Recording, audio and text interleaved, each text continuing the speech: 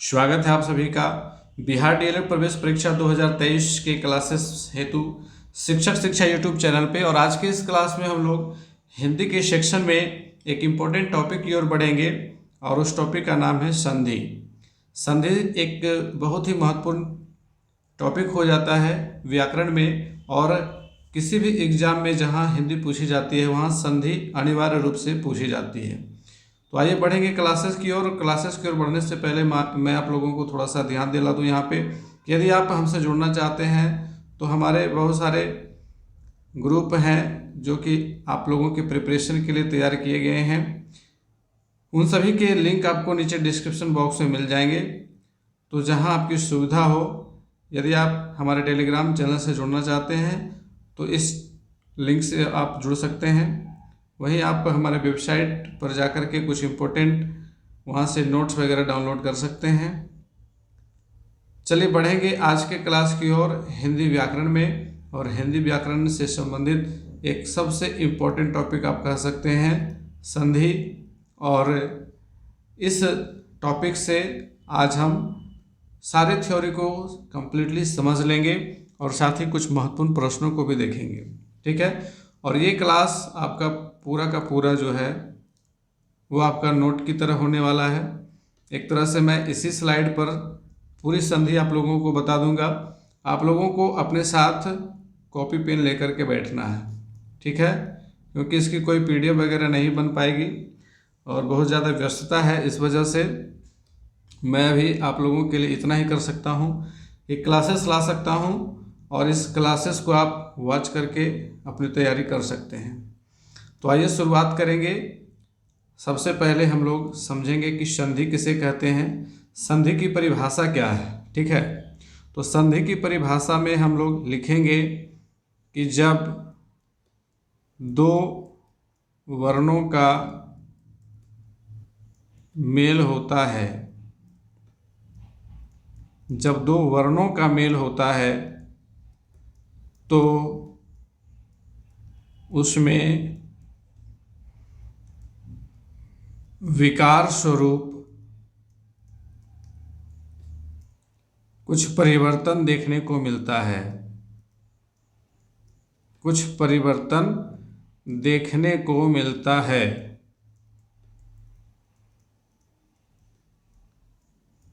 जिसे संधि कहते हैं, जिसे संधि कहते हैं, ठीक है। आप परिभाषा को गढ़ भी सकते हैं, कोई ज़रूरी नहीं है कि किताबी परिभाषा को आप रट्टा मार करके याद कर लें, आपको समझते चलना है। मैंने यहाँ पे बताया कि वर्णों के मेल से, ठीक है, आप लोगों ने किताब में पढ़ा होगा कि वर्णों के मेल से उत्पन्न विकार को संधि कहते हैं। अब यहाँ पे सबसे पहले तो समझ होनी चाहिए कि वर्ण किसे कहते हैं। तो जैसा कि हम सभी लोग जानते हैं कि हिंदी के अंदर आपके वर्णमाला जो है उसमें व्यंजन और स्वर, व्यंजन वर्ण और स्वर वर्ण, ये दो प्रकार के मुख्य रूप से वर्ण होते हैं, ठीक है। और स्वर वर्ण में दो श्रेणियां हैं, एक तो शुद्ध स्वर की श्रेणियां हैं और दूसरी श्रेणी अयोगवाह की है। अयोगवाह किसे कहते हैं, ये भी काफ़ी इम्पोर्टेंट क्वेश्चन है और अक्सर बार एग्जामिनेशन में पूछा जाता है, ठीक है। अयोगवाह, यहाँ पे ग होगा, म नहीं होगा, ये पेन की मिस्टेक की वजह से ऐसा लिखा गया, अयोगवाह, ठीक है। अयोगवाह कहते हैं अनुस्वर और अह को, ठीक है। तो अनुस्वर और अह याद रखिएगा किसे अयोगवाह कहते हैं। और इसे हम लोग विसर्ग वर्ण के भी नाम से जानते हैं। और जब हम लोग संधि पढ़ते हैं तो संधि के प्रकार में, संधि के प्रकार में देखिए, संधि के प्रकार की जब हम बात करेंगे तो संधि के मुख्य रूप से तीन प्रकार होते हैं। कितने प्रकार होते हैं? तो तीन प्रकार होते हैं। सबसे पहला होता है स्वर संधि, ठीक है, और दूसरा होता है व्यंजन संधि, और तीसरा आपका होता है विसर्ग संधि, ठीक है, विसर्ग संधि। तो स्वर संधि, व्यंजन संधि और विसर्ग संधि, ये मुख्य रूप से संधि के तीन प्रकार हैं।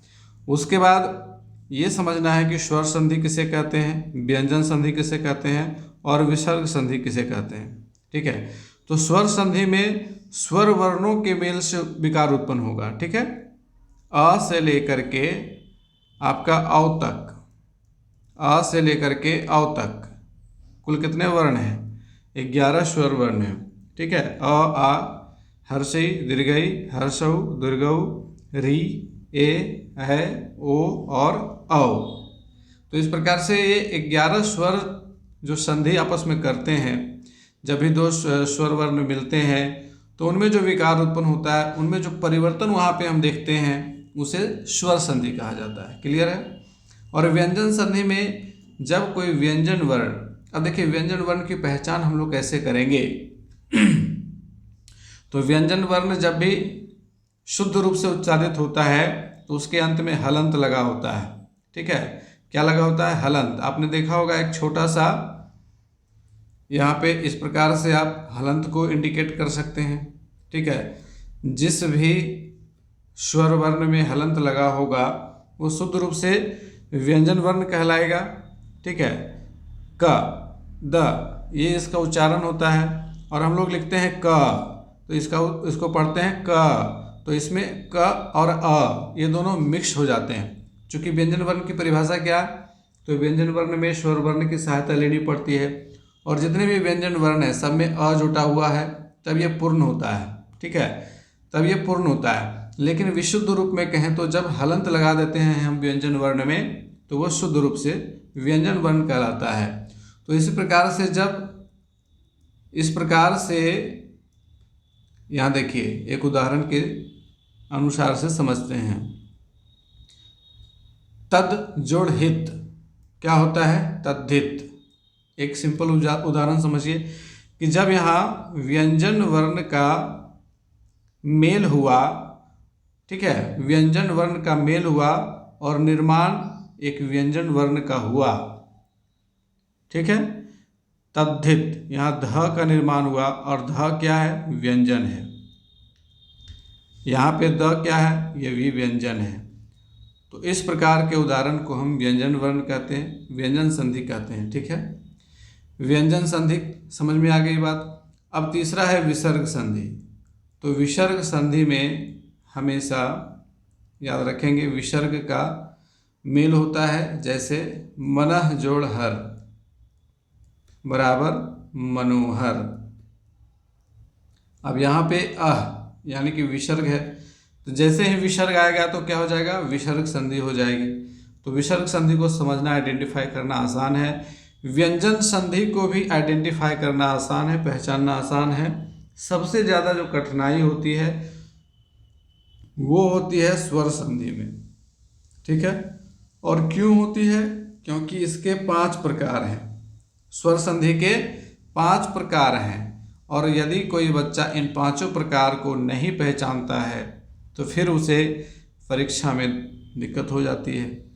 तो सबसे पहले हम लोग समझेंगे अब कि स्वर संधि के प्रकार। ठीक है, स्वर संधि के प्रकार। तो स्वर संधि में 5 मुख्य प्रकार होते हैं, या 5 ही प्रकार होते हैं। हिंदी व्याकरण में 5 प्रकार बताए गए हैं। तो ये 5 प्रकार कौन कौन है? सबसे पहला प्रकार है दीर्घ संधि। क्या है? दीर्घ संधि। ठीक, दूसरा प्रकार लिखिए गुण संधि। ठीक है, गुण संधि। तीसरा प्रकार लिखिए वृद्धि संधि। वृद्धि संधि। चौथा प्रकार लिखेंगे यण संधि। ठीक है, यण संधि। और 5वां प्रकार लिखेंगे अयादि संधि। अयादि संधि। तो ये संधि के, स्वर संधि के 5 प्रकार हो गए आपके। ठीक है, अब इन 5 प्रकार को पहचानेंगे कैसे और कैसे किसमें क्या कंडीशन रहेगा, उन सारी चीज़ों को समझेंगे।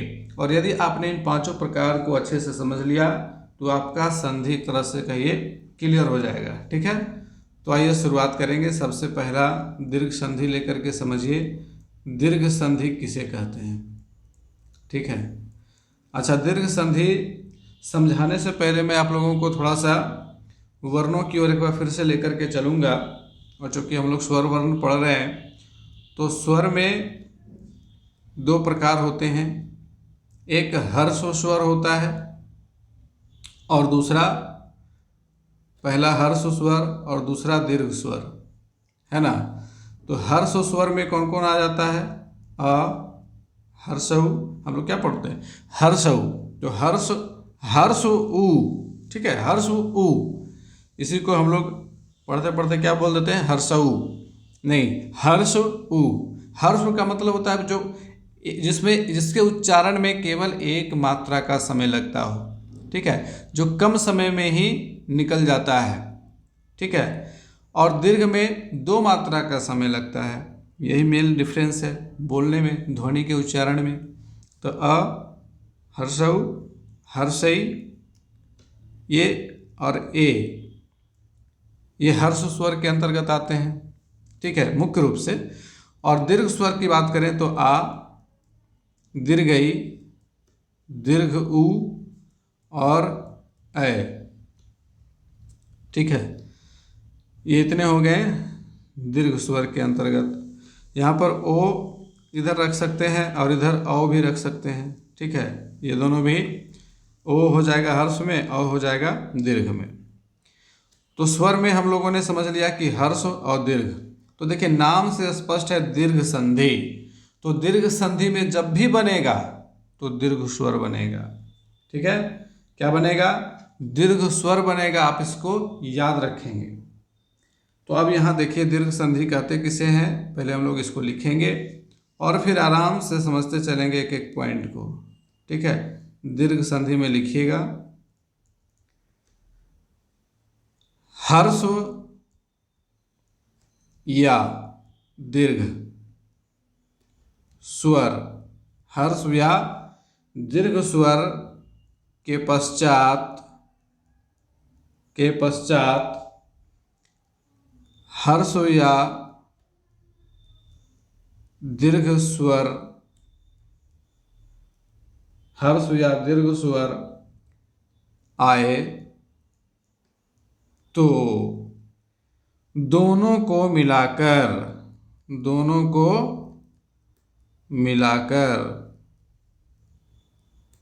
दीर्घ स्वर बन जाता है, दीर्घ स्वर बन जाता है। इसको क्या कहते हैं? दीर्घ संधि कहते हैं, ठीक है।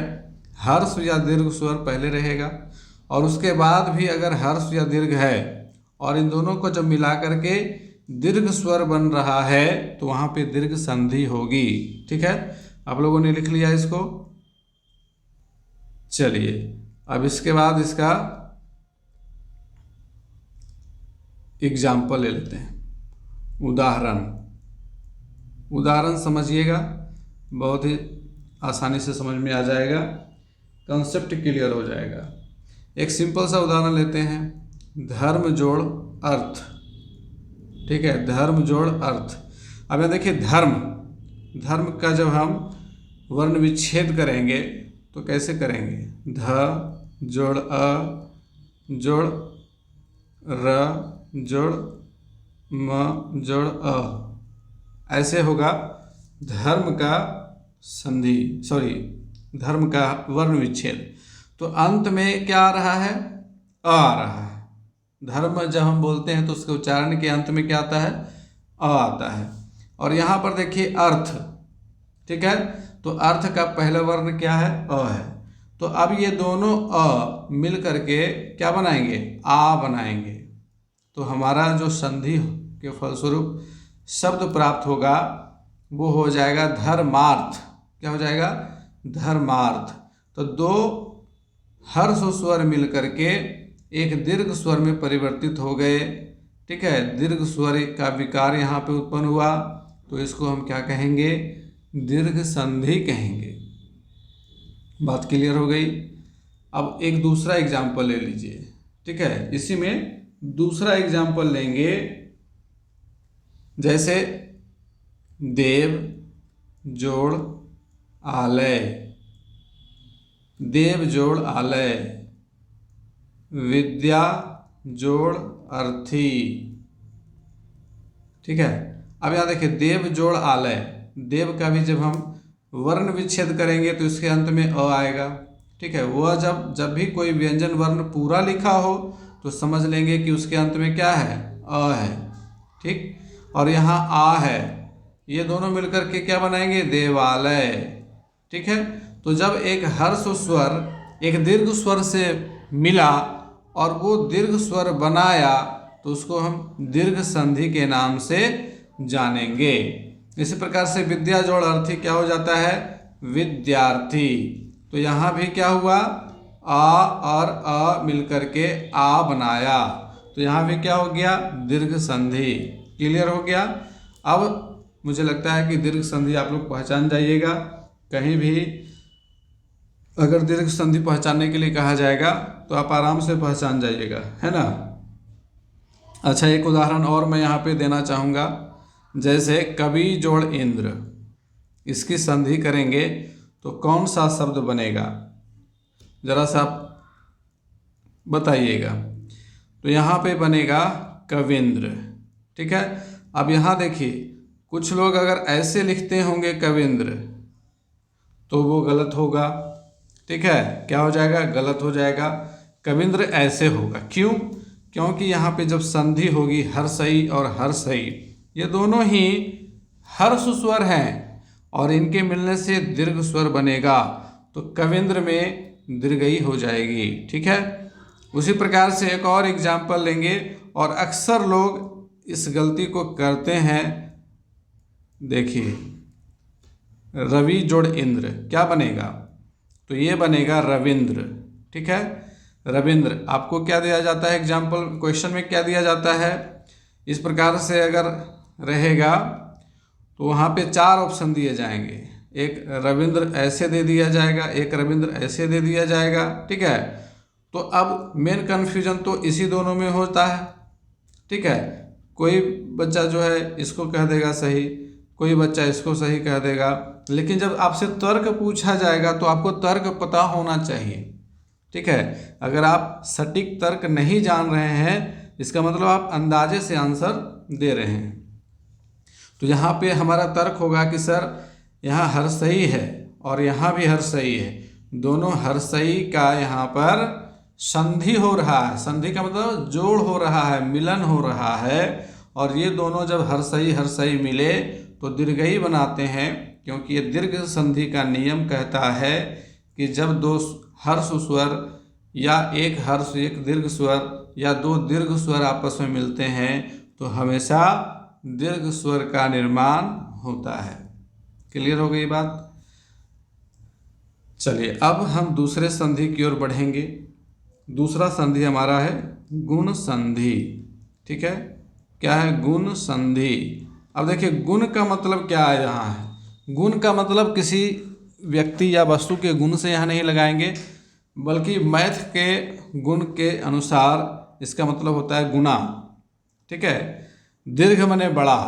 ठीक है, अगर आप मैथमेटिकल टर्म्स इस्तेमाल कीजिए तो और ज़्यादा आसानी से संधि के भेद को समझ जाइएगा। देखिए, और दीर्घ गुण वृद्धि इन सबको आसानी से समझ जाइएगा। दीर्घ गुण और वृद्धि ये 3 जो संधि है ना, इसको मैथमेटिकल टर्म से आसानी से समझा जा सकता है। अब जैसे दीर्घ में, दीर्घ का मतलब क्या हो गया, बड़ा। गुण का मतलब क्या हो गया, गुना। वृद्धि का मतलब क्या हो गया, बढ़ना। ठीक है, अब इसको याद रखिएगा, ध्यान में रखिएगा। दीर्घ मतलब बड़ा, गुण मतलब गुना, वृद्धि मतलब बढ़ना। अब कैसे हम लोग इसको इम्प्लीमेंट करते हैं इस थ्योरी में, इसको समझिएगा। तो यहाँ पे गुण संधि पहले कहते किसको हैं, पहले इसको लिख लेते हैं, उसके बाद फिर एग्जाम्पल के थ्रू समझते चलेंगे। तो देखिए गुण संधि में कहता है कि यदि अ और आ, यदि अ और आ के बाद हर्षई या दीर्घई, हर्षऊ या दीर्घऊ और री आए तो दोनों के मिलने से, दोनों के मिलने से कर्मशः, कर्मशः का मतलब क्या होता है? अब इस शब्द से भी अच्छी तरह से परिचित होना चाहिए आप लोगों को। कर्मशः का मतलब होता है कि जिस क्रम में हम लिख रहे हैं उसी क्रम में, ठीक है। तो अ और आ के बाद जब हर्षई आ रहा है तो अ और हर्षई के मिलने से क्या बनेगा, ठीक है। तो अ और हर्षई के मिलने से बनेगा ए। क्या बनेगा? ए। उसी प्रकार से आ और हर्षई के मिलने से क्या बनेगा? तो ए, ठीक है। आ और हर्षई के मिलने से भी ए ही बनेगा, ठीक है। तो क्रमशः ए, ओ और अर हो जाते हैं, अर, ठीक है। अर हो जाते हैं, ठीक है, हो जाते हैं। यहाँ पे हटेगा नहीं, आप लोग लिख लीजिएगा। तो यहाँ पे गुण संधि किसको कहेंगे कि यदि अ और आ के बाद हर्षई या दीर्घई, हर्षऊ या दीर्घऊ और री आए तो दोनों के मिलने से ए ओ अर हो जाता है। तो इसको सिंपल रूप में संक्षेप में आप याद रखिएगा, ए ओ अर, ए ओ अर गुण संधि, ए ओ अर गुण संधि, ठीक है। तो गुण मतलब गुना। अब यहाँ पर गुना हुआ तो अ और हर्षई मिलकर के हो गया ए, आ और हर्षई मिलकर के हो गया ए, ठीक है।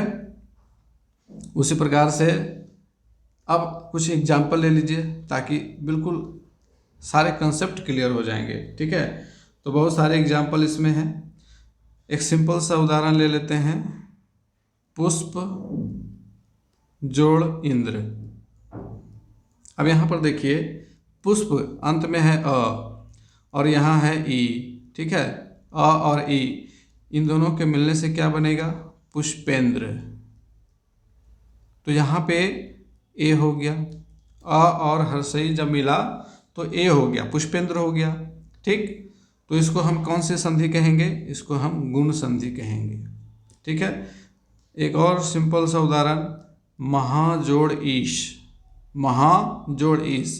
तो यहाँ देखिए आकार है, यहाँ देखिए क्या है? दीर्घई है, तो क्या होगा? एकार होगा। क्या होगा? एकार होगा हमेशा, ठीक है। ये नहीं कि आयकार कर दीजिएगा तो गड़बड़ा जाएगा। महाजोड़ ईश महेश, ठीक है। और एग्जाम्पल ले लेते हैं अर वाला समझने के लिए, है ना। तो अर वाला समझने के लिए देखिए, महाजोड़ ऋषि, महाजोड़ ऋषि।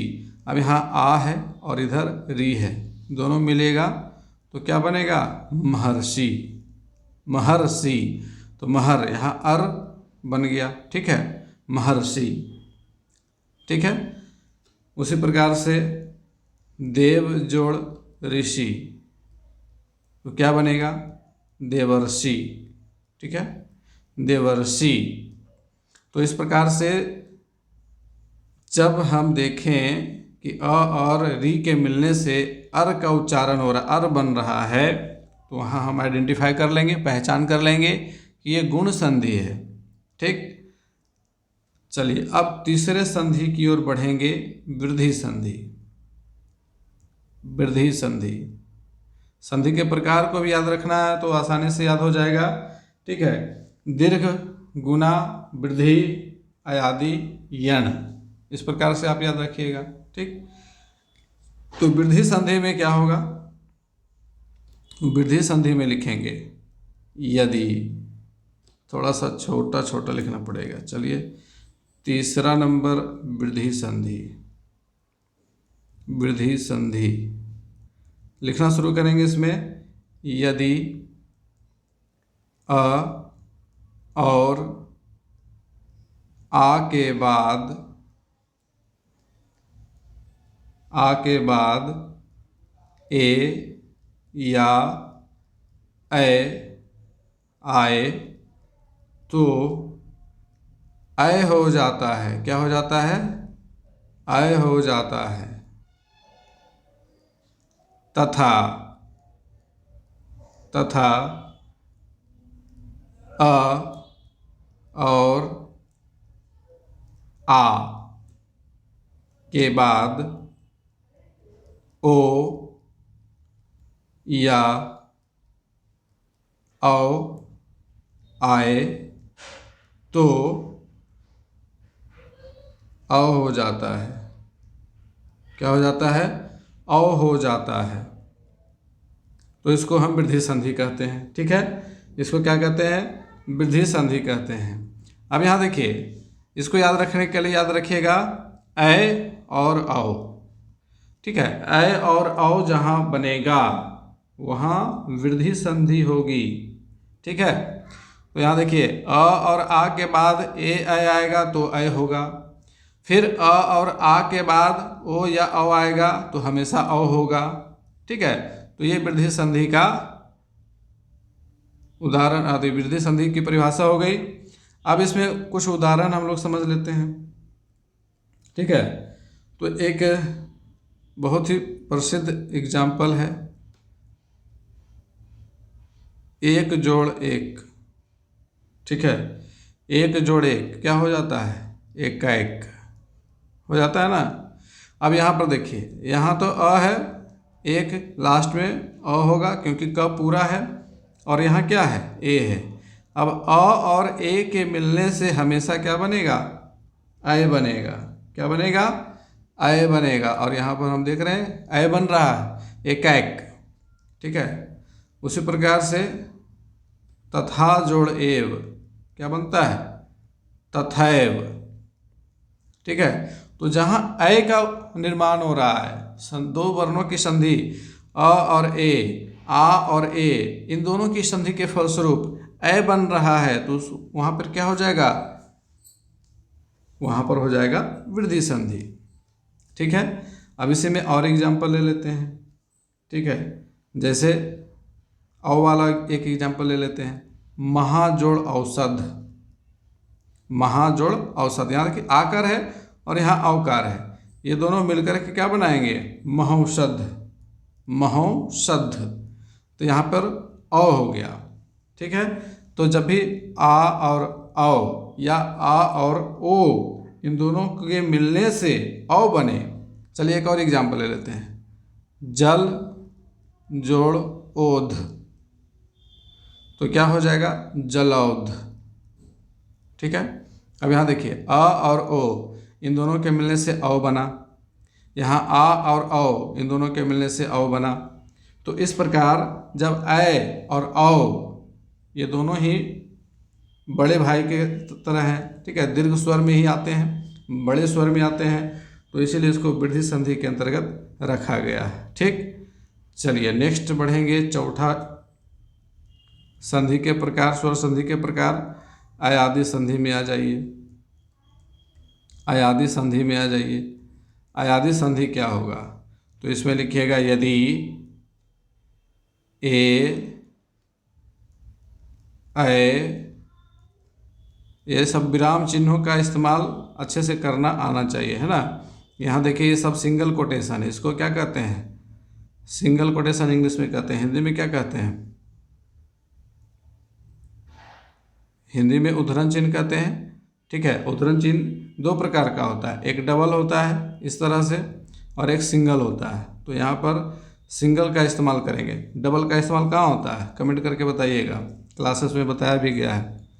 चलिए, ए ऐ ओ और औ का मेल दूसरे स्वरों से हो जाए, दूसरे स्वरों से हो जाए तो ए का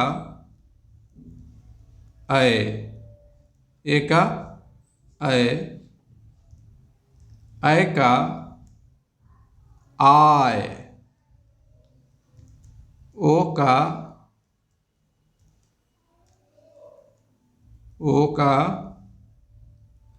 औ तथा औ का आव, औ का आव के रूप में परिवर्तन हो जाता है, के रूप में परिवर्तन हो जाता है। ठीक है, परिवर्तन हो जाता है। अब यहाँ पर समझेंगे उदाहरण। अब देखिए, आपको सिंपल रूप में याद रखना है, आए, आय, औ, आओ।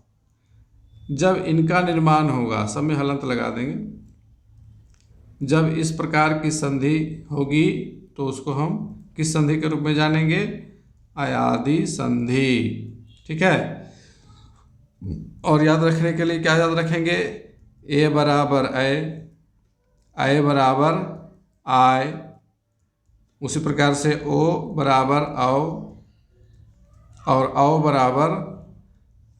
बराबर आओ। ठीक है, इतना याद रखेंगे। अब इसका एग्जाम्पल समझ लीजिए, एग्जाम्पल समझिएगा, चीज़ें समझ में आ जाएंगी। अब देखिए, बहुत ही फेमस एग्जाम्पल्स हैं इनके। ने जोड़ अन क्या होता है? नयन। ठीक है, नय जोड़ अक क्या होता है? नायक। पो जोड़ अन क्या होता है? पवन। पौ जोड़ अक क्या होता है? पावक। अब यहाँ पर देखें, ए अ क्या बनाया? आय और अ क्या बनाया? आय। ओ और अ क्या बनाया? औ और अ क्या बनाया? आव। तो अय, आय, औ, आव, इस प्रकार का जब परिवर्तन देखने को मिलेगा तो वो हो जाएगा अयादि संधि। ठीक है, याद रखेंगे इस चीज़ को। उदाहरण आप नोट करते चलेंगे ताकि चीज़ें समझ में आती जाएं। अब इसमें पांचवें प्रकार में आते हैं स्वर संधि के पांचवा प्रकार, यन संधि। ठीक है, यन संधि। तो यन संधि में लिखेंगे फटाफट से, यन संधि किसे कहते हैं? तो लिखिए, यदि हर्षई, दीर्घई, हर्षौ, दीर्घौ और री के बाद कोई भिन्न स्वर आए तो हर्षई और दीर्घई का य। ठीक, हर्षऊ और दीर्घऊ का व। ठीक है, व तथा री का र हो जाता है। इसको हम लोग क्या कहते हैं? यन संधि कहते हैं। तो यन संधि में याद रखिएगा कि जब भी हर्षई, दीर्घई, हर्षऊ, दीर्घऊ और री के बाद कोई भिन्न स्वर आए, ठीक है, कोई भिन्न मतलब कोई दूसरा स्वर आ जाए, तो हर्षई किस में बदल जाएगा? हर्षई दीर्घई बदल जाएगा य में, हर्षऊ दीर्घऊ बदल जाएगा व में, और री बदल जाएगा र में। ठीक है, र मतलब आधा र। ठीक है, र में हलंत है यहाँ पे, तो आधा र इसको पढ़ेंगे र। ठीक, अब इसमें देखिए कुछ एग्जाम्पल लेते चलते हैं। तो यहाँ पर उदाहरण ले लेंगे। इसका भी बहुत ही प्रसिद्ध उदाहरण है, अति जोड़ अधिक। क्या बनता है? अत्यधिक। तो हर्षई और अ ये दोनों के निर्माण से यह बन गया यहाँ पर। ठीक है, तो ये क्या हो गया? यन संधि हो गया। एक और एग्जाम्पल ले लीजिए, अति जोड़ अल्प। अति जोड़ अल्प क्या हो जाता है? अत्यल्प, है ना। तो यहाँ भी यह बन गया, दोनों जगह सेम, हर्षई और अ मिलकर के यह बनाया। एक और एग्जाम्पल ले लेते हैं, प्रति जोड़ एक क्या हो जाता है? प्रत्येक। ठीक है, तो यहाँ भी य का निर्माण हो रहा है। उसी प्रकार से कुछ और एग्जाम्पल लेकर के सब कुछ समझते चलेंगे। सु जोड़ आगत क्या बनता है? स्वागत। स्वागत। तो हर्षऊ और आ इनके निर्माण से, अब यहाँ देखिए भिन्न स्वर है और हर्षऊ है, इन दोनों के निर्माण से क्या बना? हुआ। ठीक है, हुआ बना। तो ये क्या किस प्रकार के संधि में आएगा? यण संधि में आएगा। ठीक है, चलिए याद रखिएगा। अब यहाँ पर आपका स्वर संधि हो गया कंप्लीट। अब थोड़ा सा व्यंजन संधि में आ जाइए। व्यंजन संधि, ठीक है, स्टार दे के लिखिए व्यंजन संधि। तो व्यंजन संधि में जैसा कि मैंने शुरुआत में आप लोगों को बताया, जब व्यंजन वर्णों की संधि होगी, ठीक है, और जब व्यंजन वर्ण आएगा तो हमेशा हलंत के साथ रहेगा। ठीक है, कोई भी व्यंजन वर्ण हो तो हमेशा हलंत के साथ रहेगा, तो उसी को समझिएगा कि वो क्या है? व्यंजन संधि का उदाहरण है। और सिंपल रूप में दिया हुआ रहेगा तो आप आइडेंटिफाई कर लीजिएगा। संधि करने के लिए जब कहेगा तो उसमें थोड़ी सी दिक्कत होगी, और प्रैक्टिस कर लेने पर कॉन्सेप्ट समझ लेने पर वो सारी दिक्कतें खत्म हो जाती हैं। तो व्यंजन संधि के कुछ खास नियम हैं। तो जैसे प्रकार तो है नहीं इसमें, लेकिन कुछ खास नियम हैं। जैसे हम लोगों ने स्वर संधि के प्रकार पढ़े कि स्वर संधि 5 प्रकार के होते हैं, लेकिन इसमें व्यंजन संधि में प्रकार नहीं है। व्यंजन संधि में कुछ खास नियम है। अब इन नियमों को कुछ उदाहरण से हम समझ सकते हैं। ठीक है, अब जैसे पहला एक सिंपल सा है, और अधिकांश जगह पर ये उदाहरण आपको देखने को मिलता है कि जब क आता है, ठीक है, कु नहीं है, ये क है। ध्यान से इसको समझेंगे, फिर से लिख लेते हैं क, ठीक है, और इसमें हलंत लगा दिए क। और अधिकांश अवसरों पर क बदल जाता है ग में, क बदल जाता है ग में। जैसे दिक जोड़ अंत क्या हो जाता है? दिगंत, है ना। तो यहाँ क बन गया ग में। तो इस प्रकार से आप और भी उदाहरण ले सकते हैं। जैसे दिक जोड़ गज क्या बनेगा? दिग्गज, है ना। तो क बदल जाता है ग में। उसी प्रकार से दूसरा उदाहरण लेंगे, और देखिए ये आगमन विधि से बताया जा रहा है। उदाहरण के द्वारा हम कुछ नियम बना लेंगे। ठीक है, तो क से ग बना, फिर उसी प्रकार से च से ज बन जाना, च से ज बन जाना। जैसे अच जोड़ अंत क्या हो जाता है? अजंत। क्या हो जाता है? अजंत। ठीक है, अच जोड़ आदि क्या हो जाता है? आज़ादी। ठीक है, ये आज़ादी है, आज़ादी नहीं है, ये आज़ादी। तो ये च बन गया ज में, क किस में बन गया था? ग में। अब यहाँ पर ध्यान दीजिए कि कवर्ग में क पहले स्थान पर आता है, चवर्ग में च पहले स्थान पर आता है, और ग किस स्थान पर आता है? ग का स्थान तीसरा है। उसी प्रकार से ज का स्थान तीसरा है। ठीक है, इस चीज़ को पकड़ के चलिएगा। ठीक है, और इसी में और उदाहरण लेते हैं। तीसरा उदाहरण लेते हैं ट। ये ट आधा है, ये बदल जाएगा आपका ड में। ठीक है, ट पहले स्थान पर है और ड तीसरे स्थान पर है। ठीक है, अब आप लोगों को नियम समझ में आने लगा होगा। अब देखिए एग्जाम्पल लेना है। यहाँ पर सट जोड़ आनन हो जाएगा सडानन। क्या हो जाएगा? सडानन। ठीक है, उसी प्रकार से शट जोड़ दर्शन क्या हो जाएगा? षड दर्शन, षड दर्शन। ठीक है, तो यहाँ पहला वर्ण है, ये तीसरे वर्ण में चेंज हो रहा है, बदल जा रहा है, परिवर्तित हो रहा है। ठीक है, उसी प्रकार से त, ये किस में बदल जाएगा? आप बताइए।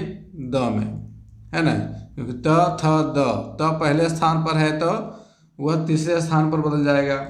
जैसे सत जोड़ गुण क्या हो जाता है? सद्गुण। क्या हो जाता है? सद्गुण, है ना।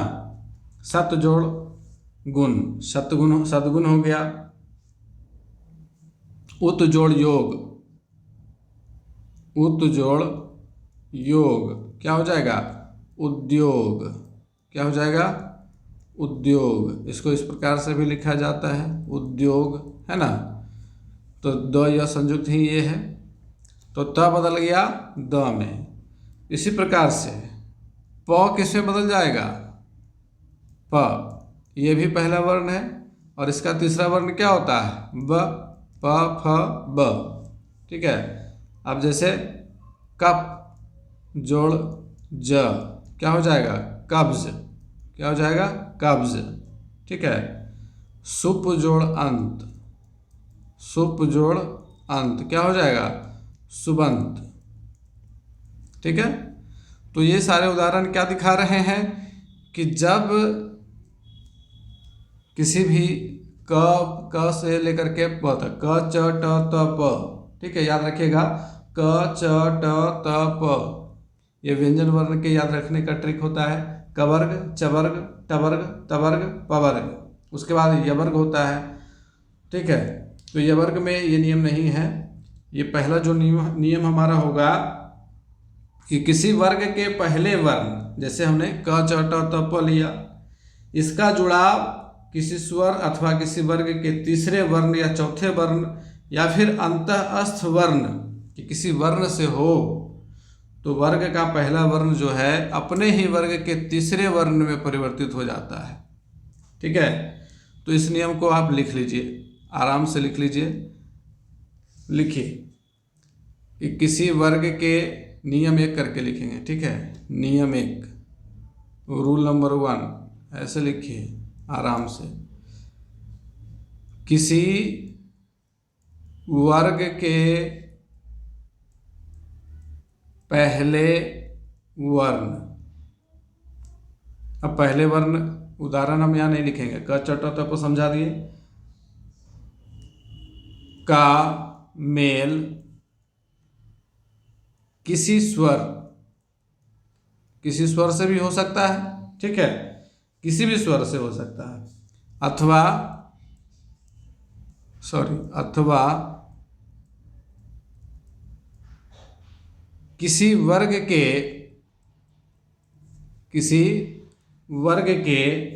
तीसरे वर्ण।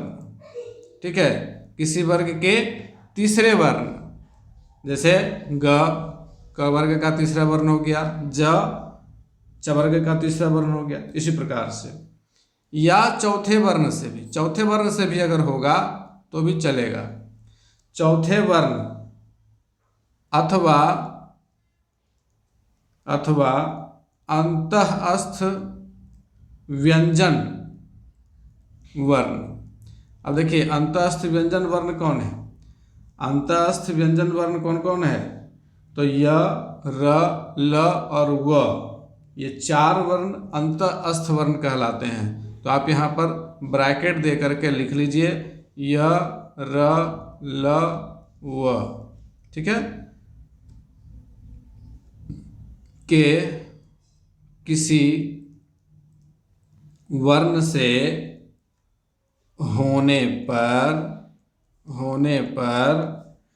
वर्ग का पहला वर्ण, यहाँ तक लिख लिया आप लोगों ने। अब इसको कट करते हैं। वर्ग का पहला वर्ण अपने ही वर्ग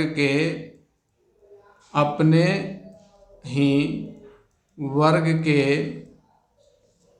तीसरे वर्ण में परिवर्तित हो जाता है। ठीक है। ये आपका पहला नियम हो गया। उदाहरण मैंने पहले ही समझा दिया। उदाहरण से नियम की ओर आए, इसको हम लोग कहते हैं आगमनात्मक विधि। ठीक है। तो मैथ में भी आप लोग पढ़िएगा, बहुत सारे एग्जाम्पल दे करके फिर फॉर्मूला बनाया जाता है। तो इसी प्रकार से जब हम लोग व्यंजन संधि पढ़ते हैं तो पहले बहुत सारे उदाहरण से किसी खास नियम की ओर चलते हैं व्यंजन संधि में। और स्वर संधि में क्या था, पहले नियम और फिर उसका एग्जाम्पल, तो वो हो गया निगमनात्मक विधि, और ये हमारा क्या हो गया, आगमनात्मक विधि। चलिए पेडागोजी भी आप लोगों को पढ़ा रहा हूँ मैं इसी बहाने। पेडागोजी में सारी चीज़ें पढ़नी होती हैं। जब आपका एडमिशन हो जाएगा डीएलएड में तो पूरा पेडागोजी ही पढ़ना है। अब एक और नियम समझ लीजिए, ठीक है। दूसरा नियम उदाहरण से हम समझाएंगे, ठीक है, उदाहरण से ही समझाएंगे ताकि आसानी से समझ में आ जाए। अब एक उदाहरण लेंगे इसमें, वाक जोड़ दान। अब बताइए क्या होगा। पहले उदाहरण में हम लोगों ने क को किस में बदल दिया था, ग में बदल दिया था, ठीक है। तो यहाँ पर क्या होगा, तो यहाँ पर भी ज़्यादा प्रॉब्लम नहीं है, इसको हम लोग वागदान लिख सकते हैं, ठीक है। क्या लिख सकते हैं, वागदान लिख सकते हैं।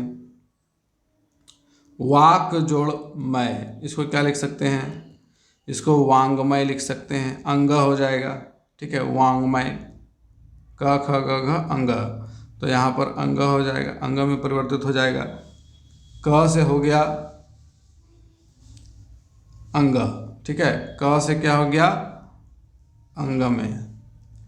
अब यहाँ ये वर्ण का पहला अक्षर, वर्ग का, सॉरी वर्ग का, वर्ण का नहीं, वर्ग का, कवर्ग में क पहला स्थान पर है और अंग किस स्थान पर है, अंतिम स्थान यानी कि 5वें स्थान पर है, ठीक है। तो पहला नियम लिख लिया आप लोगों ने, सॉरी उदाहरण लिखा है ना, अभी नियम पर नहीं आए हैं, अभी उदाहरण से चल रहे हैं। अब दूसरा उदाहरण लीजिए, ट जो है वो किस में बदल जाएगा, न में बदल जाएगा, ठीक है। जैसे सट जोड़ मुख, शट जोड़ मुख, क्या हो जाएगा, षण्मुख, षण्मुख, ठीक है। तो यहाँ पर क्या हम देख रहे हैं कि ये जो पहला वर्ण है ये अपने ही वर्ग के 5वें वर्ग में बदल जा रहा है। एक और उदाहरण लेते हैं,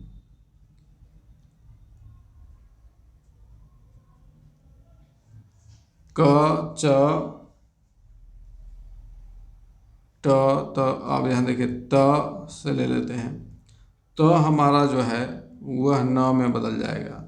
अब जो कि य का उच्चारण बहुत कम होता है इसलिए चवर्ग वाला छोड़ देते हैं, त का उच्चारण ज़्यादातर होता है, फ्रीक्वेंटली होता है, ठीक है, बार बार होता है, तो इसको हम लोग लेंगे। तवर्ग में त पहला वर्ण है और इसका 5वां वर्ण न है, ये इसमें चेंज होता है। जैसे जगत जोड़ नाथ, क्या हो जाएगा, जगन्नाथ, है ना, जगन्नाथ। अब यहाँ देखिए त और न,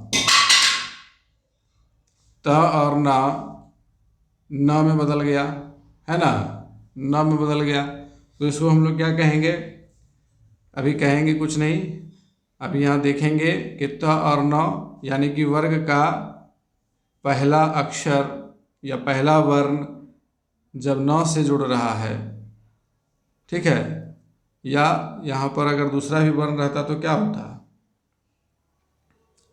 परिवर्तन होता किसमें, 5वें वर्ण के रूप में, ठीक है। इसी में और एग्जाम्पल ले लेते हैं, और एग्जाम्पल ले लेते हैं, चित्त जोड़ मय बराबर क्या होगा, चिन्मय, ठीक है, चिन्मय। तो किस में बदल गया, न में बदल गया, है ना। तत्व जोड़ मय, तत्व जोड़ मय क्या होता है, तन्मय, ठीक है, तन्मय। तो यहाँ पर त किस में बदल गया, न में बदल गया, ठीक। तो ये हमारा दूसरा नियम है कि दूसरा नियम क्या कह रहा है, अब लिखिए नियम, नियम 2, नियम 2 कह रहा है कि वर्ग का पहला वर्ण जो है वह 5वें वर्ण में परिवर्तित हो रहा है, ठीक है। और कैसे, तो लिखेंगे यदि किसी वर्ग के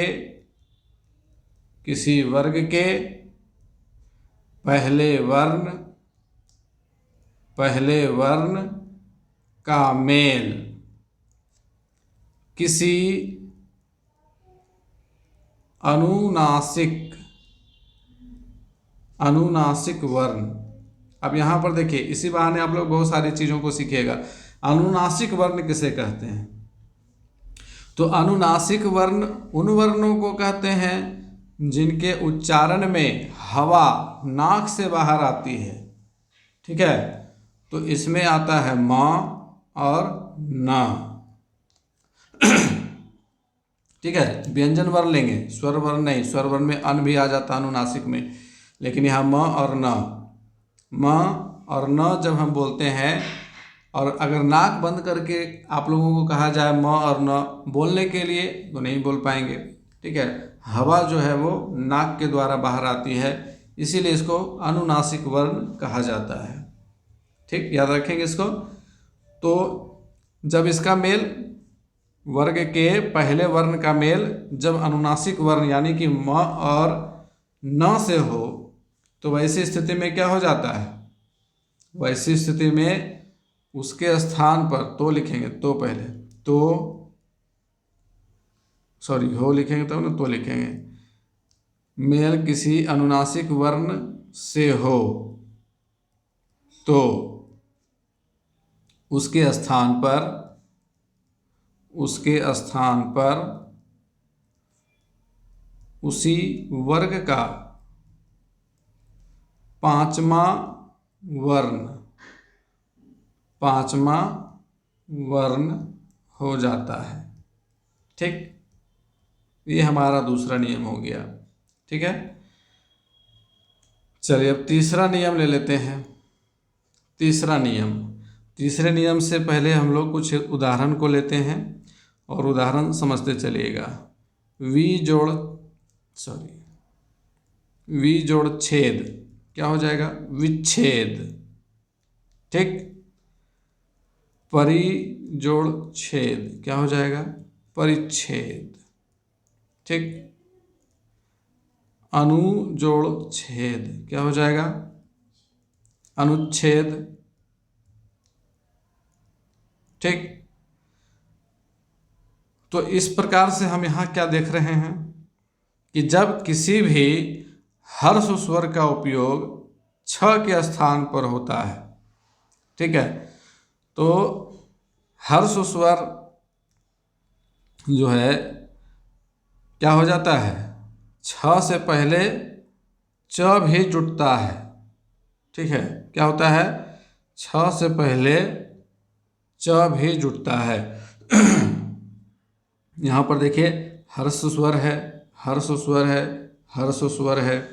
ठीक है, तो यहाँ पर ये ध्यान देना है कि जब किसी व्यंजन वर्ण में हर्ष स्वर का प्रयोग होता है और आगे छ आता है, ठीक है, जब किसी व्यंजन वर्ण में हर्ष स्वर लगा हो और उसके साथ उसके बाद छ आ रहा हो, तो च का निर्माण होता है।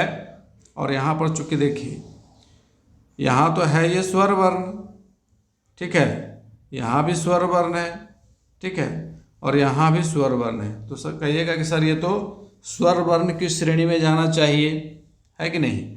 लेकिन इसमें संधि के फलस्वरूप बन कौन सा वर्ण रहा है? तो संधि के फलस्वरूप बन रहा है च, और च क्या है? व्यंजन वर्ण है, इसलिए यह व्यंजन संधि की श्रेणी में रहेगा। ठीक, अब यहाँ पर हम नियम तीसरा लिखेंगे। ठीक है, उदाहरण आपने समझ लिया, नियम तीसरा लिखिए। किसी भी हर्ष स्वर का प्रयोग छ के साथ होने पर छ से पहले च जोड़ दिया जाता है। क्या जोड़ दिया जाता है? तो च जोड़ दिया जाता है। ठीक, तो ये आपका नियम 3 हो गया। अब आइए त संबंधित। ये हो गया छ संबंधित। अब एक नियम है त संबंधित। अब इसमें भी उदाहरण पहले ये लेते हैं। उत्जोड़ चरित्र या उत्जोड़ चरित क्या हो जाता है? उच्चरित। उच्चरित। सत्जोड़ चरित्र क्या हो जाता है? सच्चरित्र हो जाता है ना। उत्जोड़ ज्वल क्या हो जाता है? उज्ज्वल। ठीक है। सत्जोड़ जन सज्जन हो जाता है। ठीक है। इधर लिखते चलते हैं इसको। उत्जोड़ ज्वल तो क्या हो जाएगा? उज्ज्वल। ठीक है। उज्ज्वल ऐसे लिखा जाता है, याद रखिएगा इसको। सत्जोड़ जन क्या हो जाता है? सज्जन। ठीक। तो ये 4 एग्जाम्पल आपने देखा। अब यहाँ देखने के बाद क्या समझ में आ रहा? इसका 2 टाइप होता है। ठीक है। त या द के बाद च या छ हो, ठीक है, तो त या द का च बन जाता है। जैसे यहाँ देखिए, त जुट रहा है च से और क्या बन रहा है? च। त जुट रहा है च से और क्या बन रहा है? च। ठीक इसी प्रकार से अगर द भी च या छ से जुटेगा तो द भी च में बदल जाएगा। ठीक है। अब इधर देखिए, त और ज क्या बन गया? ज। त और ज क्या बन गया? ज। तो जब त या द के बाद ज हो, झ हो, तो त और द दोनों ज में बदल जाता है। ठीक है। तो ये चौथा नियम कहता है, नियम 4 में लिखेगा। नियम 4। और नियम 4 जो है इसका पहला भाग है कि यदि त या द के बाद च छ हो तो त या द का च हो जाता है। ठीक। च हो जाता है। ये पहला नियम हो गया। नियम 4 में ही दूसरा नियम लिख लीजिए। यदि त या द के बाद ज झ हो तो त व द ज में बदल जाता है। किस में बदल जाता है? ज में बदल जाता है। ठीक। ये आपका हो गया नियम 4। ठीक है। तो मुख्य रूप से व्यंजन संधि में इतने ही नियम होते हैं। ठीक है। मुख्य रूप से और भी एग्जाम्पल के दौरान आप देखिएगा, बनाने के दौरान देखिएगा, बहुत सारे और भी आपको देखने को मिलेंगे, लेकिन हम मुख्य रूप से इतने ही लेकर के चलेंगे। अब तीसरी संधि में आएंगे, विसर्ग संधि में। ठीक है। तीसरी संधि हमारी है विसर्ग संधि। और विसर्ग संधि को आप आसानी से पहचान सकते हैं, आसानी से इसको पकड़ लीजिएगा, इसमें बहुत ज़्यादा दिक्कत है नहीं। तो विसर्ग संधि किसको कहते हैं? कि जब स्वरों या व्यंजनों के साथ विसर्ग के मेल में जो विकार उत्पन्न होता है या जो परिवर्तन होता है उसे हम विसर्ग संधि कहते हैं। ठीक है। तो इसको आप लिख सकते हैं इस प्रकार से कि जब स्वरों या व्यंजनों के साथ विसर्ग के मेल में जो विकार या परिवर्तन उत्पन्न होता है वह विसर्ग संधि कहलाता है। ठीक है। वह विसर्ग संधि कहलाता है। ठीक है। अब इसमें विसर्ग संधि के कुछ नियम देख लेंगे, विसर्ग संधि के कुछ नियम देखेंगे और उदाहरण से ही समझेंगे। ठीक है, विसर्ग संधि को आइडेंटिफाई करना बहुत ही आसान है। अब यहाँ पर कुछ उदाहरण लेते हैं। निह जोड़ आशा क्या होता है? निराशा। क्या हो जाता है? निराशा। दुह जोड़ आश या दुह जोड़ आशा, तो इसमें क्या हो जाएगा? दुराशा। निह जोड़ धन, निह जोड़ धन क्या हो जाता है? निर्धन। निह जोड़ मल क्या हो जाता है? निर्मल। दुह जोड़ जन, दुर्जन, है ना।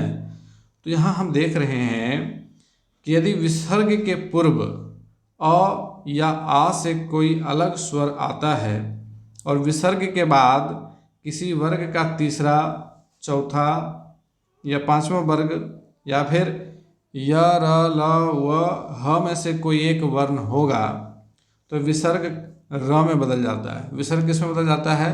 र में बदल जाता है। ठीक है, अब जैसे कि यहाँ पर देख रहे हैं निह जोड़ आशा, तो निह विसर्ग आ से मिल रहा है तो यहाँ र बन रहा है।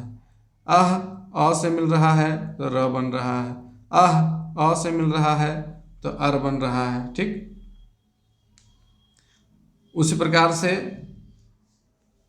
और भी एग्जाम्पल इसमें है, जैसे दुह जोड़ उपयोग, दुह जोड़ उपयोग क्या हो जाएगा? तो दुरुपयोग। क्या हो जाएगा? दुरुपयोग। ठीक है, तो नियम यहाँ पर पहला लिख लेंगे। ठीक है, एग्जाम्पल तो लिख लिए, नियम एक लिख लीजिए इसमें। नियम एक, यदि विसर्ग के पूर्व अ या आ से कोई अलग स्वर आए, ठीक है, और विसर्ग के बाद किसी वर्ग का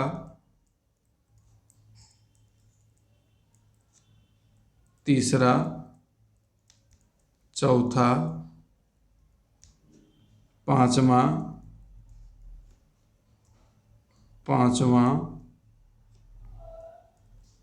वर्ण अथवा य, र, ल, व, ह में से कोई वर्ण हो तो विसर्ग का र हो जाता है, र हो जाता है। ठीक, ये आपका पहला नियम हो गया। अब दूसरा नियम समझें, उससे पहले कुछ उदाहरण लेंगे। फिर से देखिए, निह, फिर से लिखेंगे निह जोड़ कपट क्या हो जाता है? निष्कपट। अब इसमें जितने एग्जाम्पल दिए जा रहे हैं वो सब बहुत ही महत्वपूर्ण है और ऐसे ही एग्जाम्पल आपके एग्जामिनेशन में पूछे जाते हैं, तो इन सभी एग्जाम्पल्स को आप उतारिएगा जरूर से और अच्छे से याद रखिएगा। दुह जोड़ शासन क्या हो जाता है? तो दुशासन हो जाता है। ठीक है, दुशासन ऐसे भी लिखा जाता है और इसको साथ में भी लिखते हैं, दुशासन ऐसे भी लिखते हैं। ठीक है, और एक से एग्जाम्पल लेंगे। निह जोड़ चय बराबर क्या हो जाएगा? निश्चय। क्या हो जाएगा? निश्चय। उसी प्रकार से निह जोड़ चल क्या हो जाएगा? निश्चल। ठीक है, क्या हो जाएगा? निश्चल। सॉरी, यहाँ पर निश्चल ना होगा, निश्चल थोड़े होगा, च है ना, तो निश्चल। ठीक है, निह जोड़ छल तब होगा निश्चल, निह जोड़ छल तब होगा निश्चल। ठीक, निह जो तेज, निस्तेज।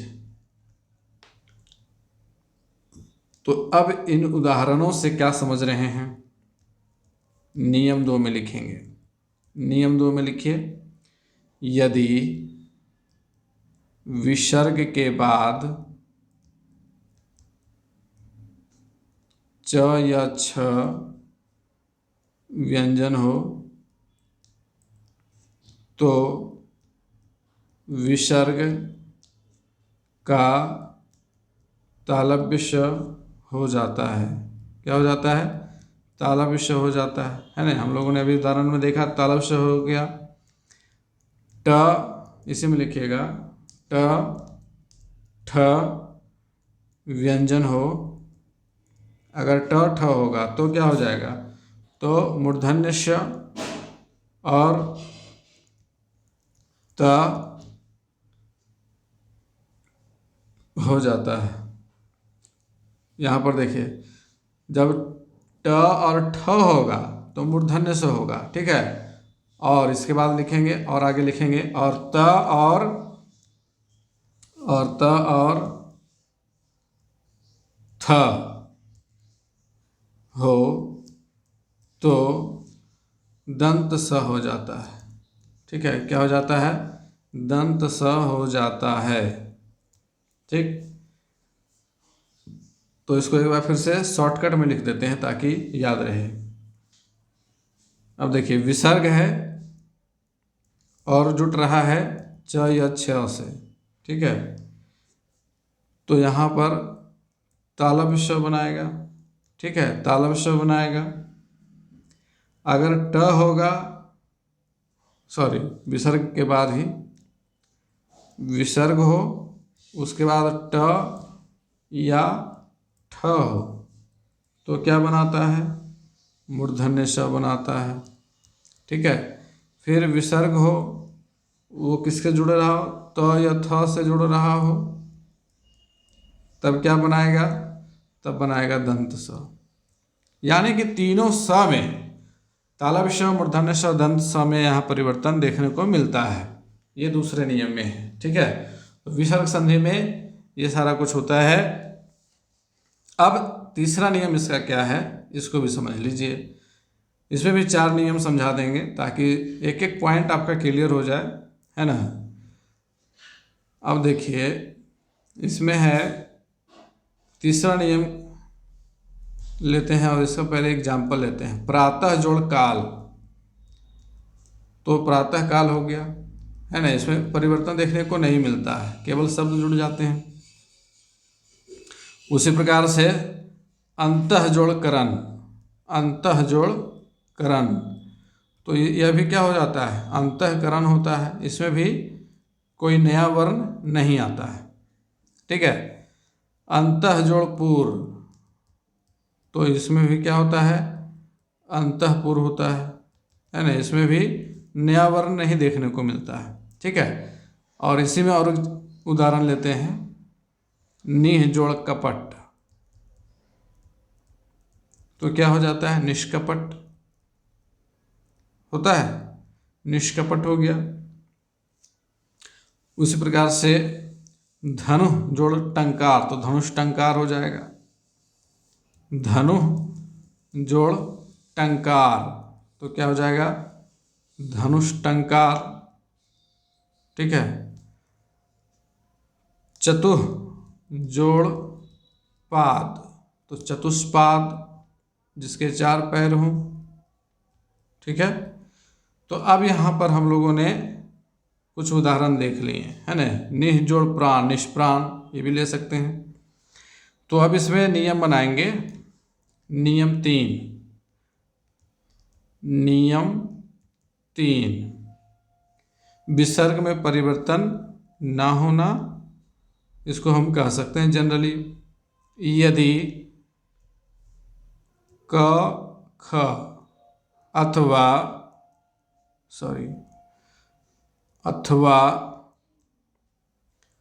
प फ विसर्ग के बाद आए, विसर्ग के बाद आए तो विसर्ग में कोई परिवर्तन कोई परिवर्तन नहीं होता है, नहीं होता है, ठीक है।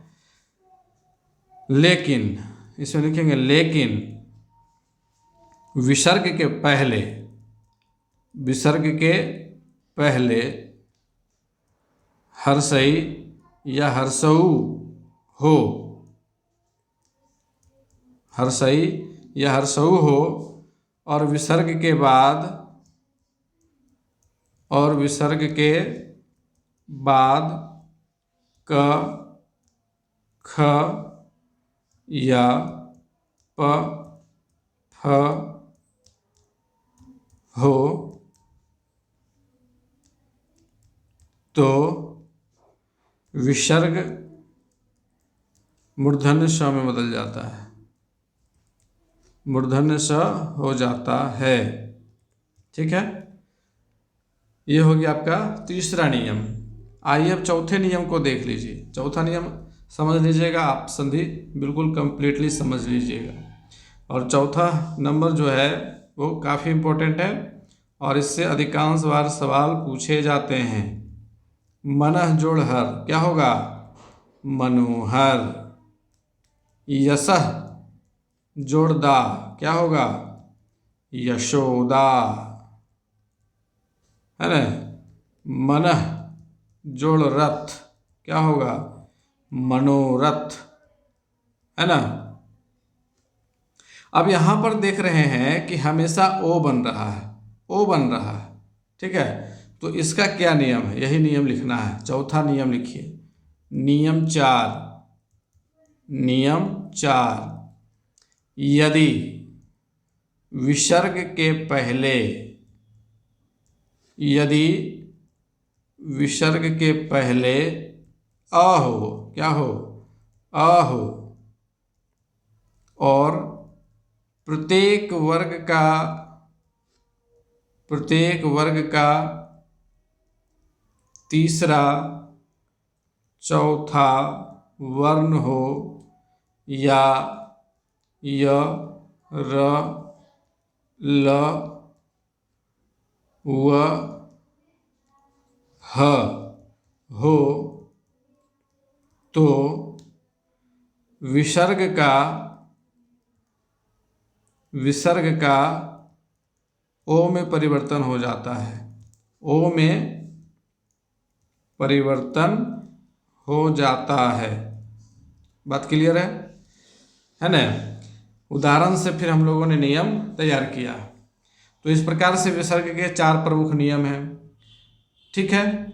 अब कुछ मोस्ट इम्पोर्टेंट जो आपके एग्जामिनेशन में पूछे जाते हैं उस एग्जाम्पल को हम लेंगे, ठीक है। तो बने रहिएगा क्लास में, पूरे एग्जाम्पल को अच्छे से लिखते चलिएगा, नोट करते चलिएगा। तो एक प्रश्न अधिकतर बार पूछा जाता है, अनु जोड़ एशन, इससे क्या बनेगा? अनु जोड़ एशन, इससे क्या बनेगा? तो अनु जोड़ एशन से बनेगा अन्वेषण। क्या बनेगा? अन्वेषण, ठीक है। अनु जोड़ एशन क्या बना? अन्वेषण। अब आप लोगों को बताना है ये कौन सी संधि होगी। तो आप देखेंगे कि हर्षऊ और ए, ये दोनों ही क्या हैं? स्वर संधि हैं। तो आप कहिएगा कि सर ये तो स्वर संधि है। अब अगला सवाल होगा कि इसी में स्वर संधि का ये कौन सा प्रकार है?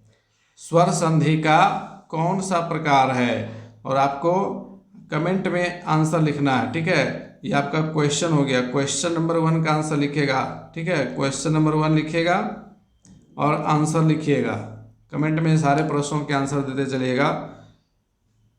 चलिए दूसरा प्रश्न लेंगे। दूसरा प्रश्न लेंगे, उज्ज्वल का संधि विच्छेद करें। उज्ज्वल का संधि विच्छेद करें एवं इसका नाम बताएं, संधि के नाम, ठीक है।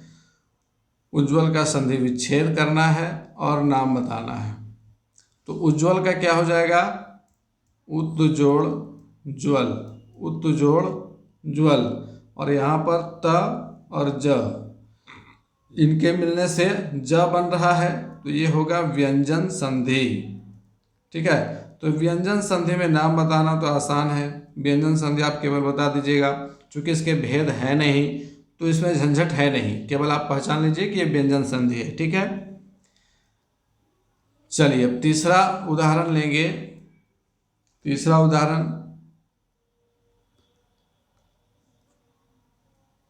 मनोरथ, इसका संधि विच्छेद क्या होगा और यह किस प्रकार की संधि होगी?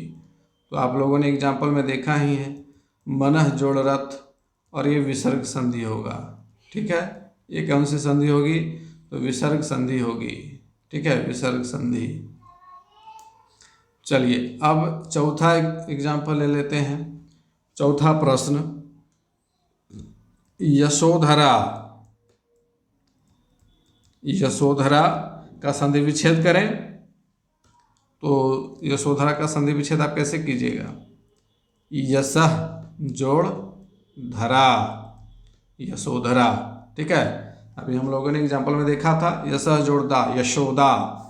ठीक है, मनः जोड़ हर, मनोहर, तो ये विसर्ग संधि के अंतर्गत आता है। ठीक है, विसर्ग संधि में चला जाएगा ये। चलिए पांचवा सवाल लीजिए।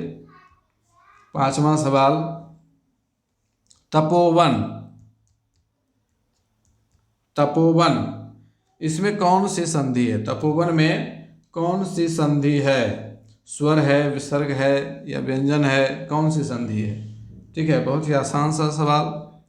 तो अब इसका जब आप विच्छेद कीजिएगा तो तपह जोड़ वन, है ना, तपह जोड़ वन क्या हो गया? विसर्ग संधि। ठीक है, विसर्ग संधि। चलिए एक और उदाहरण ले लेंगे। छठा उदाहरण ले लीजिए। अब एक इस प्रकार से प्रश्न हम बना रहे हैं कि सही संधि विच्छेद का, सही संधि विच्छेद का चयन कीजिए।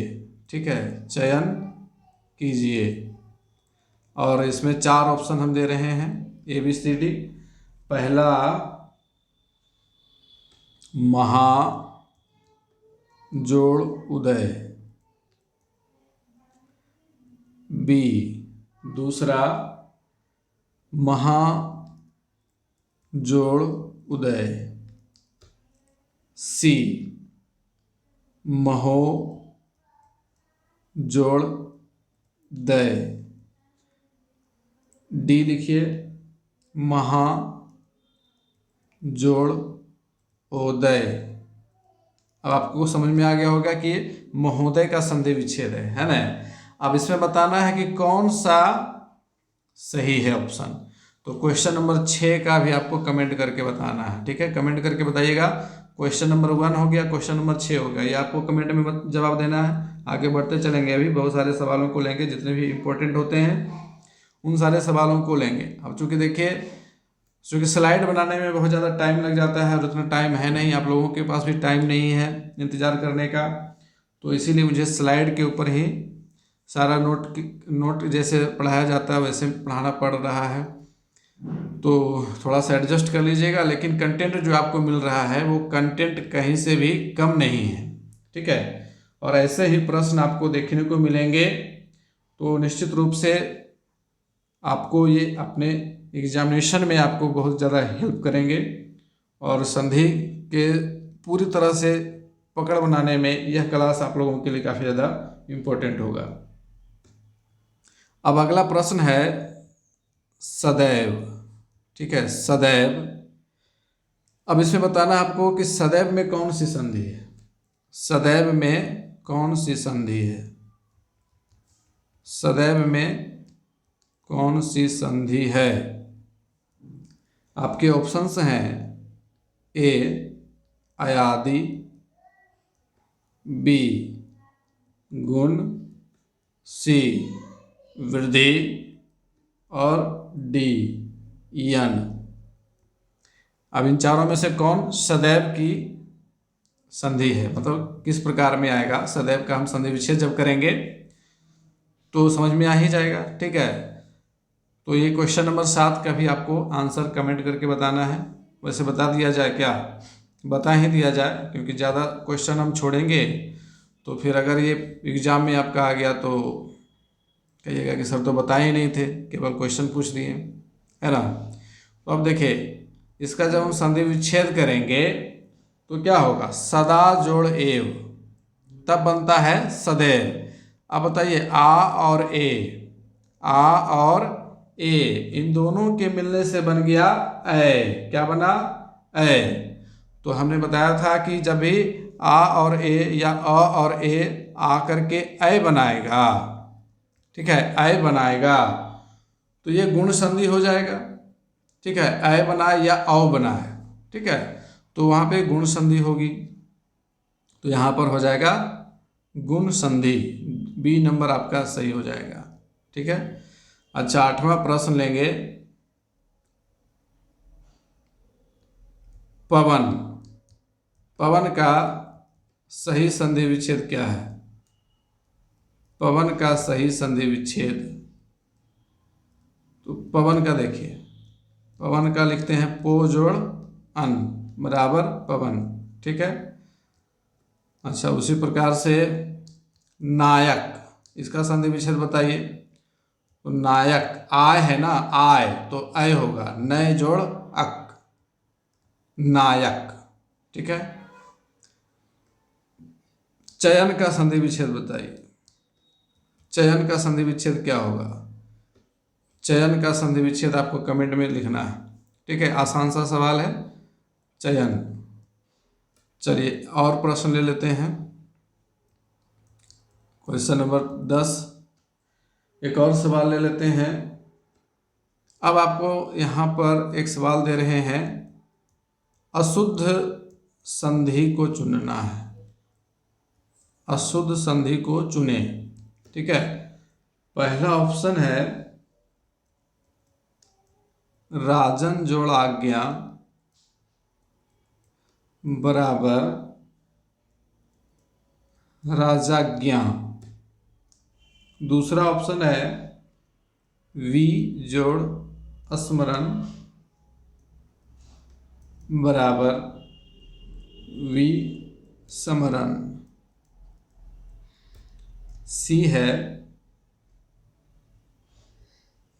धनीन जोड़ त्व, सॉरी जोड़ यहाँ इसने होगा बराबर धनित्व, और डी है निह जोड़ चल बराबर निश्चल।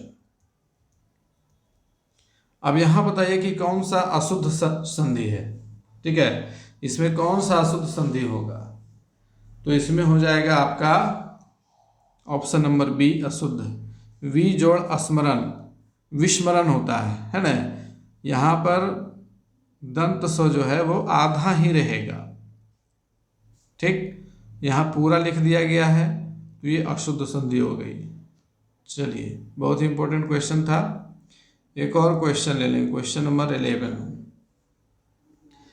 क्वेश्चन नंबर 11 ले लेते हैं, एक उदाहरण देते हैं आपको, भानवागमन,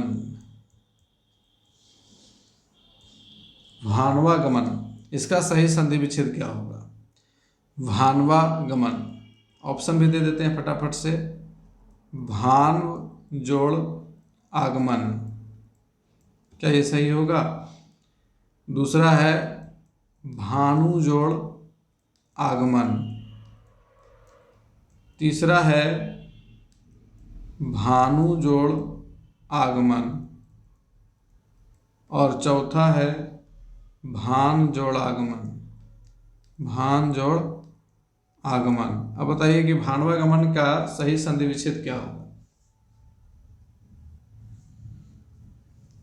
अब यहां पर देखिए भानवागमन का सही संधि विच्छेद यहां हो जाएगा ऑप्शन नंबर बी, भानु जोड़ आगमन।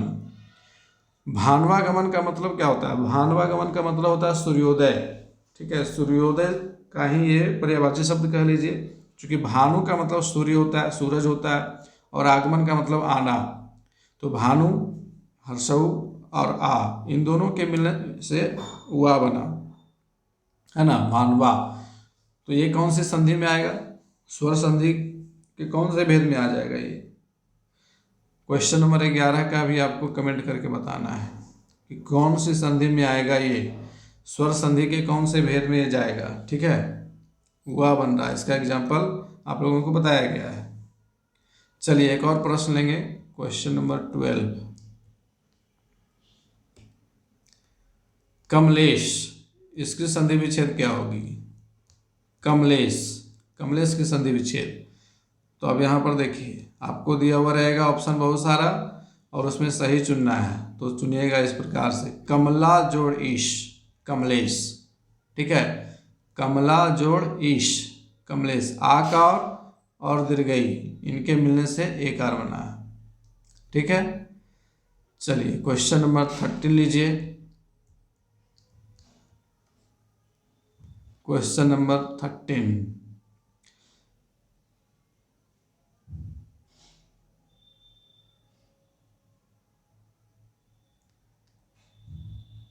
महा जोड़ इंद्र बराबर क्या होगा? तो महा जोड़ इंद्र, आकार और एकार, अभी वाला जो एग्जाम्पल था उसी से मिलता जुलता है, उसी प्रकार का है महेंद्र, ठीक। चलिए एक और एग्जाम्पल लीजिए, क्वेश्चन नंबर 14 हो गया ना, क्वेश्चन नंबर 14, आम जोड़ चूर, इसका सही संधि विच्छेद क्या होगा? तो आप कहिएगा कि सर इसका तो आमचूर हो जाएगा, तो आमचूर जैसे बताइएगा वो गलत हो जाएगा, ठीक है। आमचूर इसका नहीं होगा, इसका हो जाता है अमचूर। क्या हो जाता है? अमचूर, याद रखिएगा इसको, आम जोड़ चूर बराबर अमचूर, ये विशेष नियम में आता है कि आ का अ हो जाना, ठीक है। अब जैसे कि इसी में और एग्जाम्पल ले लेते हैं आप लोगों को, क्वेश्चन नंबर 15 में इसी तरह का एक एग्जाम्पल ले लेते हैं, ठीक है। जैसे हाथ जोड़ कड़ी, बताइए। अब आपको समझ में आ जाएगा कि सर आप सही कह रहे हैं, क्योंकि हम सभी जानते हैं हथकड़ी होता है ना कि हाथकड़ी होता है ना। हाथकड़ी अगर लिख देंगे तो वो गलत हो जाएगा, हथकड़ी सही है। तो यहाँ पर आकार का क्या हो गया? लोप हो गया। चलिए एक और क्वेश्चन से ही आपको एक नया नियम और समझ में आ गया, ठीक है। इसी में कहिएगा कि सर एक और सवाल पूछ दीजिए तो और ज़्यादा मज़ा आ जाए, है ना। तो इसमें एक और सवाल ले लीजिए, लड़का जोड़पन, बताइए इसका क्या होगा? तो लड़कपन हो जाएगा, है ना। बच्चा जोड़पन क्या हो जाएगा? बचपन हो जाएगा। तो यहाँ पर हम देख रहे हैं कि आकार का लोप हो रहा है। चलिए क्वेश्चन नंबर 17 में एक और एग्जाम्पल ले लेते हैं, देवी जोड़ आ, बताइए इसका क्या होगा? अब यहाँ पर इसका आप कहिएगा कि सर देवियाँ हो जाएगा, तो ये भी गलत हो जाएगा, ठीक है। यहाँ ध्यान रखिएगा कि ये हर्षई दीर्घई जो है ये हर्षई में बदल जाएगा, ठीक है। और अ जो है वो य में बदल जाएगा, ठीक है। देवियाँ, इस तरह से लिखेंगे देवियाँ, ठीक है। इसी प्रकार से एक और क्वेश्चन ले लेते हैं, क्वेश्चन नंबर 18, शक्ति, शक्ति जोड़ आ, ठीक है, उसी पर आधारित है। तो इसका क्या बनाइएगा? शक्तियाँ, है ना, शक्तियाँ। ये सब कुछ स्पेशल रूल्स से संबंधित हैं। चलिए एक और सवाल ले लेते हैं,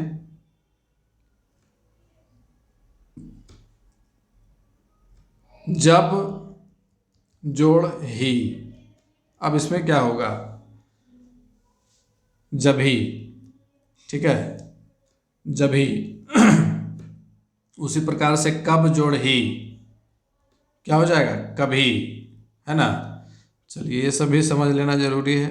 अगर इस तरह का प्रश्न पूछ दिया जाए तो वहाँ पर कहिएगा कि सर ये सब तो पढ़े भी नहीं किए थे, है ना। तो ऐसा नहीं होना चाहिए। चलिए एक और एग्जाम्पल ले लेते हैं, 20वां प्रश्न ले लेते हैं। विसर्ग संधि से एक सवाल पूछते हैं, अतः जोड़ एव क्या होगा? अतएव, है ना, यहाँ विसर्ग खत्म हो जाएगा, अतएव होगा, ठीक। चलिए एक और क्वेश्चन नंबर 21 में ले लेते हैं। छात्रावास में कौन सी संधि है? छात्रावास, इसमें कौन सी संधि है? ठीक है, आपको स्वर संधि तो पता चले गया कि सर स्वर संधि है, बताना है कि स्वर संधि में कौन सा प्रकार है। ठीक है, स्वर संधि में कौन सा प्रकार है? तो छात्रावास की हम जब संधि विच्छेद करेंगे तो क्या हो जाएगा? छात्र जोड़ आवास, छात्र जोड़ आवास। यहाँ अ और आ क्या बना रहा है? आकार। तो हमने क्या बताया था कि जब अ और आ एक हर्ष स्वर, जब हर्ष स्वर या दीर्घ स्वर से मिलकर के दीर्घ स्वर बनाता है तो वह दीर्घ संधि है ना। जब भी देखिएगा दीर्घ स्वर बन रहा है तो आंख मूंद करके दीर्घ संधि पर जाइएगा। चलिए क्वेश्चन नंबर 22। जितने भी महत्वपूर्ण प्रश्न हैं, जितने भी महत्वपूर्ण प्रश्न पूछे जाते हैं संधि से, लगभग सबको कंक्लूड कर लेते हैं आज के इस क्लास में, है ना। चलिए एक और एग्जांपल ले लेते हैं। स्वागत, स्वागत का सही संधि विच्छेद क्या होगा? तो स्वागत का सही संधि विच्छेद हो जाएगा सु जोड़ आगत। एग्जाम्पल में भी मैंने बताया था, है ना, सु जोड़ आगत स्वागत। चलिए क्वेश्चन नंबर 23 ले लेते हैं। मनोरंजन का संधि विच्छेद बताइए। मनोरंजन, मनोरंजन का संधि विच्छेद क्या होगा? तो मनोरंजन का होगा मनः जोड़ रंजन, मनः जोड़ रंजन। अब देखिए ऑप्शन नहीं रहता है तो उसमें और ज़्यादा मज़ा आता है बनाने में।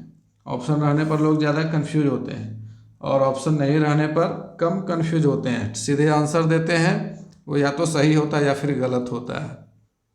कंफ्यूजन वहाँ पर नहीं होता और बिना ऑप्शन वाला ज़्यादा याद भी होता है।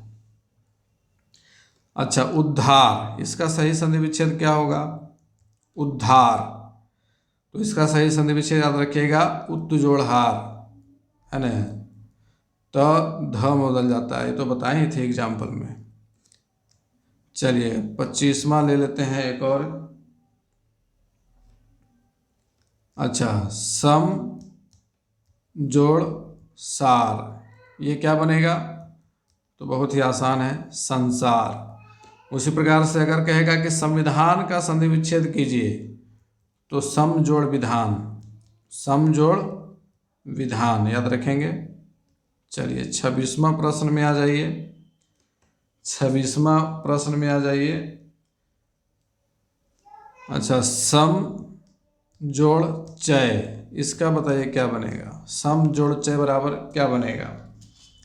तो इसका भी बहुत ही आसान है, संचय हो जाएगा, है ना, संचय। चलिए 27वां क्वेश्चन ले लीजिए। उच्चारण, इसका संधि विच्छेद क्या होगा? उच्चारण, और ये कौन सी संधि होगी? स्वर संधि, व्यंजन संधि, विसर्ग संधि, कौन सी संधि? तो इसको हम लोग इस प्रकार से संधि विच्छेद करेंगे, उत् जोड़ चारण, और ये आ जाएगा आपका व्यंजन संधि में। ठीक है, व्यंजन संधि में, क्योंकि यहाँ पर त और च के मेल से क्या बन रहा है? च बन रहा है। ठीक है, तो एग्जाम्पल में भी हम लोगों ने इसको देखा था। चलिए एक और प्रश्न ले लीजिए, 28वां प्रश्न। भवन, भवन का संधि विच्छेद क्या होगा? तो भवन का संधि विच्छेद, जैसे पवन का पो जोड़न, तो भवन का क्या हो जाएगा? भो जोड़न। ठीक है, भो जोड़, सॉरी वन नहीं, अन। ठीक है, ऑप्शन आपको दिया हुआ रहेगा कंफ्यूज करने के लिए, भो जोड़ वन, भ जोड़ वन, इस तरह से दिया हुआ रहता है ना, लेकिन आपको चुनना है क्या? भो जोड़ अन, याद रखिएगा, पवन और भवन। चलिए क्वेश्चन नंबर 29। सूर्योदय का, सॉरी सूर्योदय, तो सूर्योदय का सही संधि विच्छेद क्या है? ए में दिया हुआ रहेगा सूर्य जोड़ ओदय, ओदय। बी में दिया हुआ रहेगा सूर्य जोड़ दय, सॉरी दर लिखा गया, दय। सी में रहेगा सूर्य जोड़ उदय, और डी में रहेगा सूर्यो जोड़ दय। इसमें पूछेगा कि कौन सा सही है, तो यहाँ पर ध्यान देंगे सूर्य जोड़ उदय। ठीक है, सूर्य जोड़ उदय, सूर्य का उदय होना, सूर्योदय होता है। ठीक, तो ऑप्शन नंबर सी यहाँ पर सही है। चलिए क्वेश्चन नंबर 30 ले लेते हैं। देखिए 30 फटाफट महत्वपूर्ण सवाल भी हो गया, मेहनत भी कम लगा, स्लाइड वगैरह में बहुत ज़्यादा मेहनत भी लग जाता है, टाइम भी कम लगा। तो कम टाइम में थोड़ा सा आप लोगों को दिक्कत हुआ होगा लिखते समय, है ना। स्लाइड रहता है तो आसानी से पॉज करके लिखा जाता है, लेकिन फिर भी उतना थोड़ा सा मैनेज करना पड़ेगा। चलिए एक और 30वां प्रश्न ले लेते हैं। अब इसमें एक संधि लिखेंगे, महाजोड़ ऐश्वर्य। महाजोड़ ऐश्वर्य। अब यह बताना है आपको कि इसमें कौन सी संधि होगी। पहले इसका संधि कर लेंगे, तो इसका संधि क्या हो जाएगा, महेश्वरीय। ठीक है, जब भी आकार ऐकार मिलेगा, तो जब भी बड़ी मात्रा मिलेगी, दीर्घ स्वर मिलेगा, तो वह बड़ी मात्रा में ही बदल जाएगा। ठीक है, ऐ में बदलेगा, तो महेश्वरी। तो महेश्वरी कौन सी संधि है बताइए तो फटाफट से। ये है वृद्धि संधि। कौन सी संधि है, वृद्धि संधि, है ना।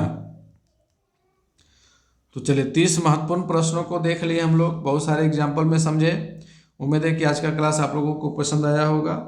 मिलते हैं फिर से नेक्स्ट क्लास में, तब तक के लिए गुड बाय, टेक केयर।